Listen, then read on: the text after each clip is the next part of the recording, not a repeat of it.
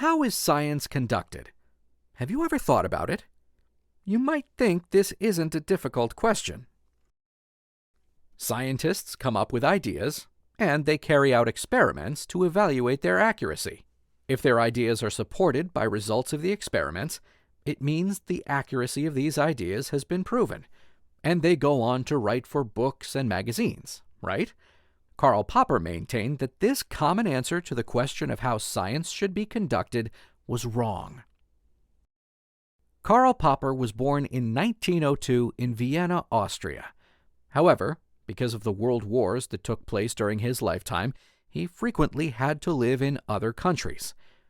Popper was a philosopher, and the field of philosophy he found most interesting was the philosophy of science. Now you might be asking, what is philosophy of science? Science was in fact born out of philosophy. Scientific thought began when people started asking questions such as, why does the sun rise in the east? How is rain formed? Why do objects fall when dropped from a height? Or, in other words, when humans began to question the laws of nature.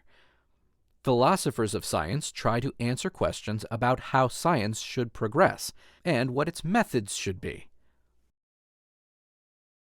Philosophers of science examine questions such as, what should be the purpose of science? What makes science special and different from other fields, such as history or sociology? How much scientific evidence is enough? Certain methods in science are accepted as correct.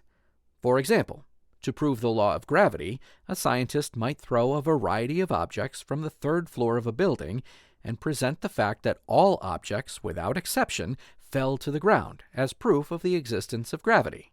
Or, to prove the hypothesis that all swans are white, a biologist might state that tens of thousands of swans were recorded to be white. However, Popper maintained that such hypotheses do not lead to progress in science. He argued that for a theory to be scientific, it has no need to be verifiable, but falsifiable. This is an important aspect of science. Falsifiability might seem a confusing word, but its meaning is very simple. Going back to the biologist who tried to prove that all swans are white, Popper maintained that the biologist should have tried to falsify the hypothesis instead of traveling the world hoping that every swan he saw would also be white. In other words, this biologist should not have looked for white swans, but for non-white swans. Did you know that black swans hadn't been seen in Europe until the 17th century, and Europeans accepted that all swans are white as a universal truth? According to Karl Popper, if scientists try to prove their own hypothesis, they might lose their objectivity. Because they hope that their hypothesis is correct, they might only recognize evidence that supports this hypothesis, and regard any other evidence as an exception. Even if, following his claim that all swans are white, the biologist subsequently saw a black swan, he might have chosen to regard it as an exception. After all, it is understandable for a scientist to hope that his theory, which has taken huge amounts of time and effort to develop, is true. Karl Popper introduced the idea of falsifiability to rule out any subjectivity that such hope might generate. Science must always be objective, reproducible, and universal.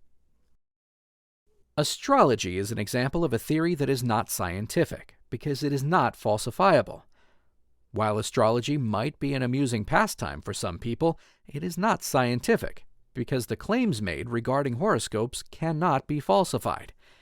For example, the following conversation might ensue with a person who has an interest in horoscopes.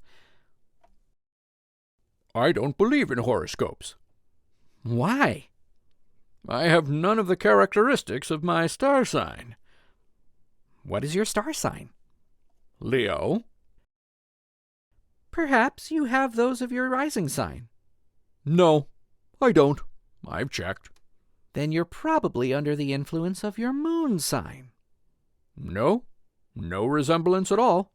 Oh well, Leos are always stubborn anyway.